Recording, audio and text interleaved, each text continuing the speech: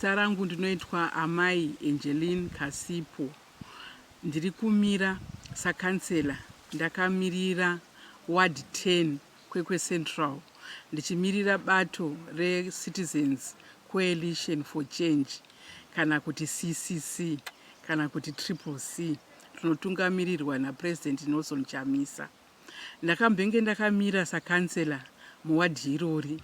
Ndakaitwa recalled tanga kwa August 2021 musure mekunge ndasarudza kuramba ndakamira navachamisa. Citizens Coalition for Change iri kurwira kuti Zimbabwe ive a democratic nation we munhu wega wega anenge achipiwa marights ake kana kodzero dzake, marights self expression, marights self choice of association, marights akasiyana siyana. Tinobhilivha kuti nyika yeZimbabwe inyika yakapfuma zvikurusa. Pari zvino upfumi hwenyika yeZimbabwe huri kushandiswa kana kuti huri kuenjoyiwa nevanhu vashoma. Se-CCC tinobhilivha kuti nyika ino upfumi hurimo mukati menyika hwaikwana kuti vana veZimbabwe vagare zvakanaka kudarikidza zvavari kuita pari zvino. Saka vision yavachamisa ndinotenderana nayo, ndosaka ndakasarudza kuramba ndakamira navo. Shungu yekuti ndipindewo mune zvematongerwo enyika kwanga kuri kusagutsikana nemaservices atinowana kubva kukanzuro yedu. Inini kwandinogara kuward 10 iyi nzvimbo inozikanwa nekunetsa mvura. Chimwe chezvainetsawo kusatakurwa kwemabhini, migwagwa isisafambike, amakomba ega. Ndakaita shungu dzekuenda kunopindawo mukanzuro kuti ndionewo kuti semugari uye ndiri kanzura akamirirawo wadhi rangu tingazvigadzirise sei zvinetswa izvi. Ndinofara kuti nditaurire vagari kuti mvura ichiri kunetsa hongu asi yanani chaizvo pane zvayakanga iri before tapindawo muna 2018. Migwagwa ichiri dambudziko, mabhini zvanani chaizvo izvo.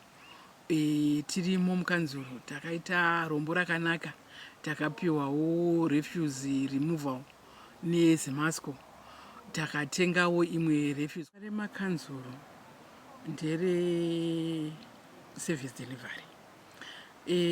City council kana kuti town council tingangoti mubatanidzwa wevagari wekuti vanoona kuti tinoda zvinhu zvakaita semvura, tinoda zvinhu zvakaita sekuchengetedza marara, tingangoiti refuse management, tinoda kuti migwagwa inge ichigadzirika, tinoda kuti like sewage yedu management yayona inge ichigadzirika. Vagari voona kuti ndizviitire ndega zvinonge zvakudhura. Saka ngatibatanei sevagari tiende pamwe chete tigadzirise zvinhu izvozvi. Ndiyo governance at local level. Pamusoro pacho panenge pane central government. Saka ma-challenges akuitika muma-city councils mazuva ano muno muZimbabwe ndeyekuti vagari vanotarisira kuti city council yedu takavapa mandate yekuti vatigadzirire zvinhu izvi, asi ma-councils are failing. Kuti ma-councils akwanise kuita basa ravo vanoda zvishandisiro, mari, human resources, material resources, zvakasiyana siyana zvakadaro. Zvino munyika medu ndingangoti for the past 2 decades since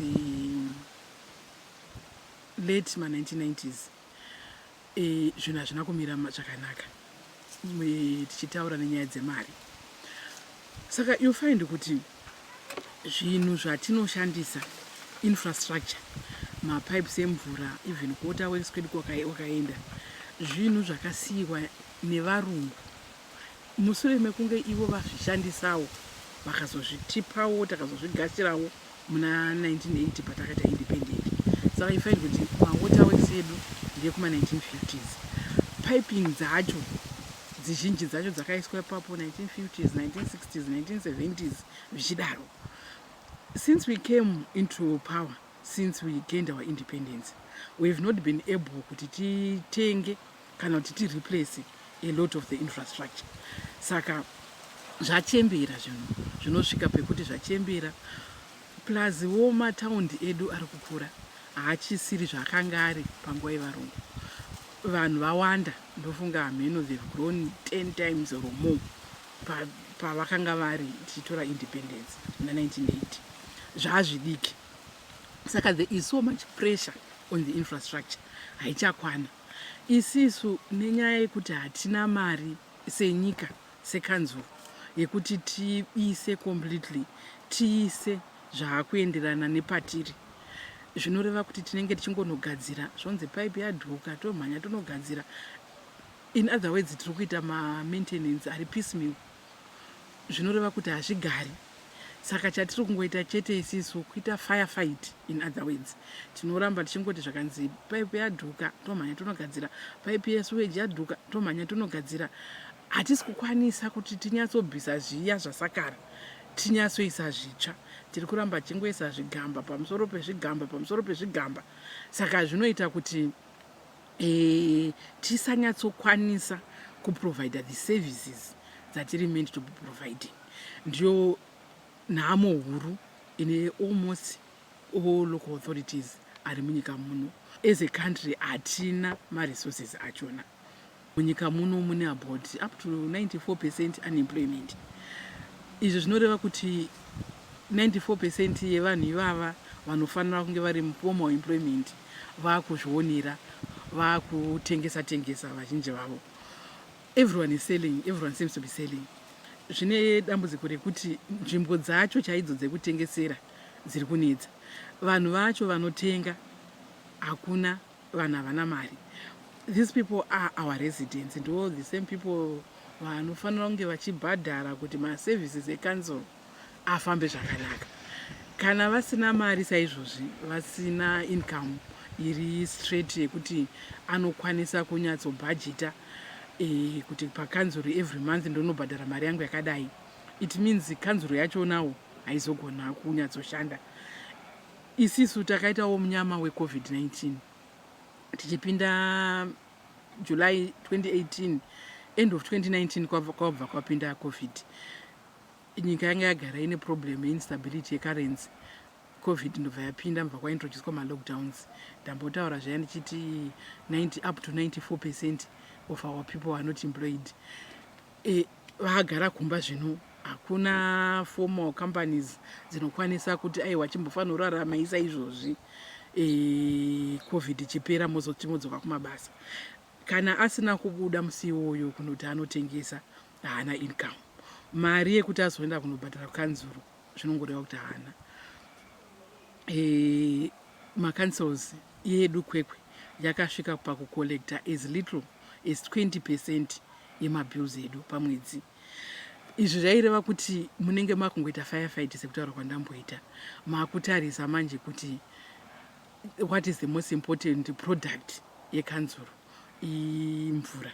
Saka zvese zvatakanga tataurirana nevagari tichiita budget kuti tichazoti toti takanga tisingakwanisi kuzviita.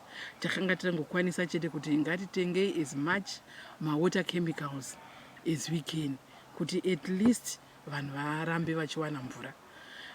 Zvimwe izvi tozozviona kana nyika yagadzikana. Saka ndo mamwe ma-challenges atakasangana nawo ende ari kusanganikwa nawo muma-local authorities edu. Ogona kutaridza sekunge tiri kungopa ma-excuse. But this is the reality on the ground. Reality iroyi munogona kubvunza kuti saka why do you want to go back?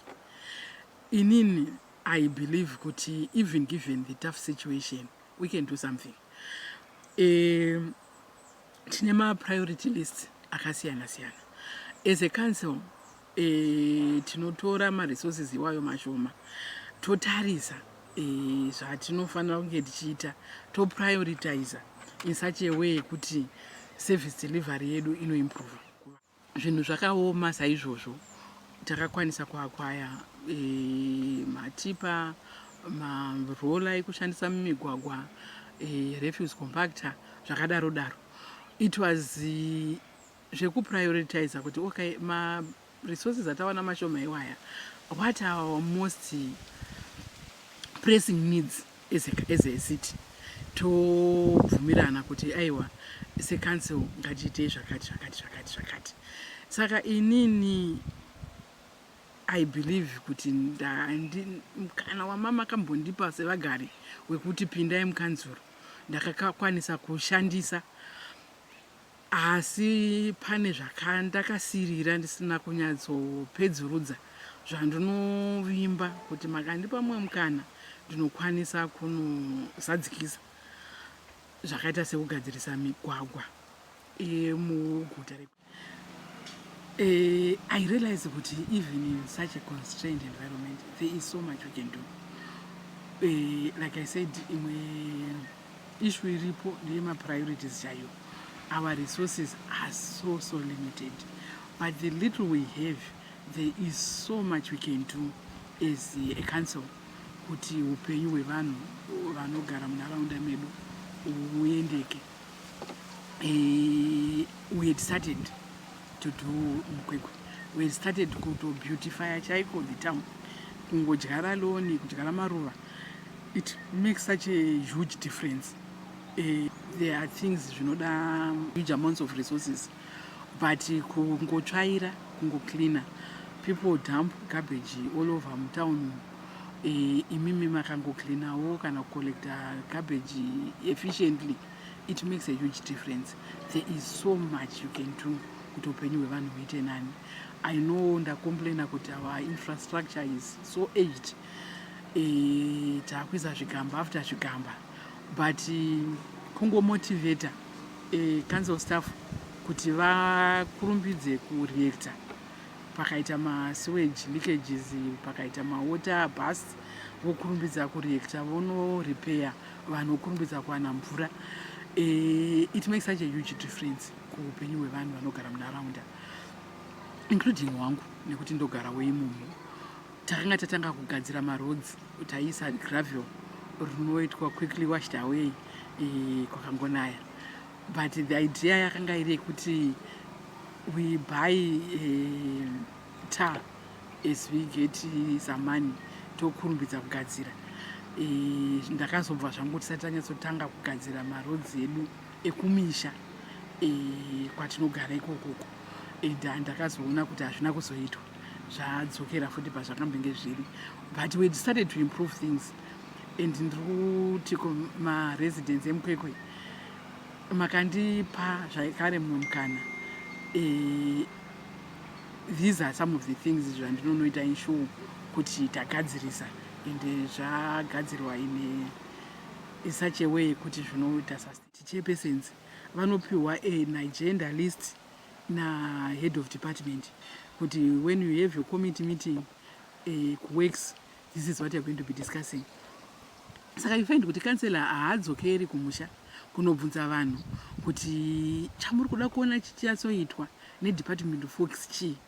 Haadzoki kune mamwe macancelors kuti nai babi yangu takuenda kunogara meeting ye-works committee, what do we want to discuss? Anongonopiwa agenda list here, otongoti our first item, our second item, agenda dzemanagement. Saka you find kuti hatisi kunyatsogona kumirira vanhu, not because hatidi, but because tinenge tisina kuvhurika, tinenge tisingazvizivi kuti we are supposed to be doing this. Inini I only learned of it, like I told you, ndatangawo kuverenga, ndopandakazotanga kuvhurika, ndopandakazotanga kuti wait a minute, who is supposed to be setting the agenda here? Ndopandakazotanga kuramba kuti no, handiseterwa agenda nemumwe munhu, I have to set the agenda myself. But the reality on the ground is this is what's happening. Saka councillors, in other words, what I'm saying is they are not equipped. As my political parties, let's equip our councillors before they get into office. As the government, let's equip my councillors when they get into office, because these are the people who are on the ground. We cannot say position-led councils dzatadza vanhu, they failed vanhu, because vanhu vakazotanga kuvhotera MDC ipapo muna 2000 musure mekunge vachemawo kuti ZANU iri kutadza. They've continued to vote for the opposition in my urban areas because when ZANU was there, they were not doing anything. Like I said, infrastructure goes back to way before independence. Manga musisina kana service vehicles, manga musisina kana chi that are at our disposal. Neku equipa ma councillors, neku va empower kuti vanyatsoita an effective job zviri kuleka. And maybe central government, because it's the ruling party, pavano equipawo vanenge vachida kuti setting them up to fail, in other words. But then again, ndakazotarisawo our sisters or brothers kuma rural district councils, they are facing the same challenges as those in town. So we cannot blame my councillors. My President Nelson Chamisa, is on record, is saying that as a party, we will not tolerate incompetence, we will not tolerate corruption. If a CCC councillor is corrupt or incompetent, Ngawabudi is really passionate about that. I think as a country, we are failing local authorities. My councillors, for instance, ndichipainini example yangu, ndichipinda mcouncil in 2018, I was green. I didn't know anything about how my councils are supposed to be run. They go back as way back as far as 1957. Ndopatakazoti tipe ma policies attended through. Unfortunately, I was recalled before we were able to go through the policies. And tigadzirisa mama adogadzirwa. But if I am given a chance, we are going to do dara ma road licensing fees I collect ne ma local authorities vozoshandisa mari iyoyi kugadzira nekumaintaina migwagwa. But ezvinezvi vakatorerwa basa iri, I think around 2000 ikoko nezinara. Saka zinara ndiyo inozokupai mari yekushandisa throughout the year. At the beginning of the year vachitawo avo mabudgets vanokutaurirai kuti local authority A kana kuti Kwekwe in our instance gore rino tichakupai so much yekuti mushandise kugadzira migwagwa yenyu. But zinara vanenge vasina kubata mari maoko. Vanenge vaitwa ma projections avo yekuti during the year tichacollecta so much. Saka kana tacollecta yakati tichazokwanisawo kupa Kwekwe yakati. Vanozotanga kupai mari maybe munana May vamboti collect. Remember muna 2019 akanga ta promiswa something like 2 million yakanga ichiri 111 tanzi tichapuwa 2 million US dollars. Munana May takazopiwa kana ndisi chiri kurangarira zvakanaka, I think something like 200 and something thousand. Imwe yacho yatakazopiwa ma 500 something thousand takazopiwa towards November. One yakanga yachinja futi rate, yakanga yatoruza value, and hatina kupuwa mari yese yatakambenge takavimbiswa yacho. Zvatakanga takaronga isisu kuti tichazoita gore iroro takatadza kuzviita. Mari yakanonoka kuuya, haina kuzoya yakakwana, yakauya futi yaluza value. Ivo vobva vati yatakanga takakuvimbisai last year takatadza kukupai yese zvavharana. Gore riri kuuya iri takukupai yakati. And it keeps repeating itself. That situation uramba chingodzokorora. They never give you what they promise you. Vanokupai late and vanozokupai mari isisina value because instability wo irimo munyika. Saka kuti muite zvamunenge makataurirana nevagari zvamakaronga, it's a very difficult situation. Zvinotonetsa kuti zviitike. Government then comes voti ma local authorities matadza kugadzira taakutora isisu. What they are simply doing is kuti that money yezinara yaifanira kungouya to the local authority in the first place ndo yavakutora voshandisa ivo voti aiwa central government yazopindira yawana kuti local government yatadza. But yatadza because haina ma resources. Matora ma resources makashandisa imini. Saka it's a very difficult operating environment sekutaura kwandamboita. And ndofunga ndambohighlightawo as well kuti because of the instability it's very difficult kuti local level mukwanise kuflourisha in a country iri kustruggle like Zimbabwe is doing. Hakuna resources, hakuna mari yacho, hamuiwani, infrastructure yedu is aged, zvasakara, zvakunida complete overhaul. Yet tiri kuramba tichingoisa zvigamba because mari yekuti titenge zvitsva hatina. Saka the environment iri munyika ingori reflected at the local government level. Besides that, ndakutaura paya ndakati vanhu havasi kusevenza kuti vabhadharewo mabills ecouncil on time, council ikwanise kuwana mari yekushandisa kuti igadziridze zvinhu zvinoda kugadziridzwa. They simply don't have the money. Tinovapa mabills, but we also know kuti it's very difficult. There are those few vanokwanisa, but the majority of our residents are struggling kuti vate meet council bills. Havanawo zvavo mari yachona due to the instability remunyika.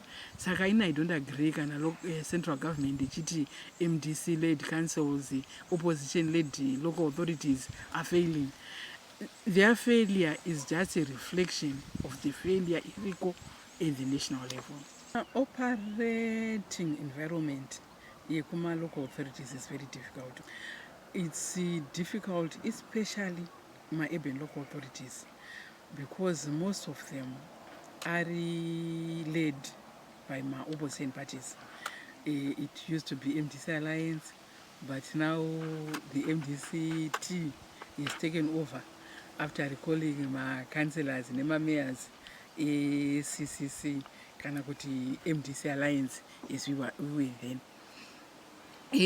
Let me start by explaining that the way we operate is such that the current Urban Councils Act gives excessive power to the Minister of Local Government. Saka zvinhu zvese zvinoperera kuna minister. We are talking of devolution mazuvano, but handizivi kuti ndingati as a country tiri kuita anything here in reality. I want to think we are not. Tichitanga pa recruitment of staff chaiyo, a council can only recommend to the local government board 3 names. Let's say trikunida like a town clerk, like Kwekwe Mayor Angeline a town clerk. We cannot recruit our own town clerk. We recommend 3 names to the local government board kuti ava vatatu ndivo vataona vachikodzera kuti vaite position town clerk. Local government board inozonovaita re-interview. Kana vachinge vagutsikana vozosarudza kuti pavatatu vaya makatipa taona ningi ari anokodzera. Kana vasingagutsikane vanodzosa mazita ese voti start again. Pava matatu amatipa hapana atigutsa, saka start again. What this means is that hatisirisu tino recruit. Town clerk and my senior management, my directors are recruited by the local government board. Their contracts of employment are also can only be terminated in the local government board. You, as a local authority, you recommend vakabvumirana nemi vo terminate. Kana vasina bvumirana nemi ava terminate.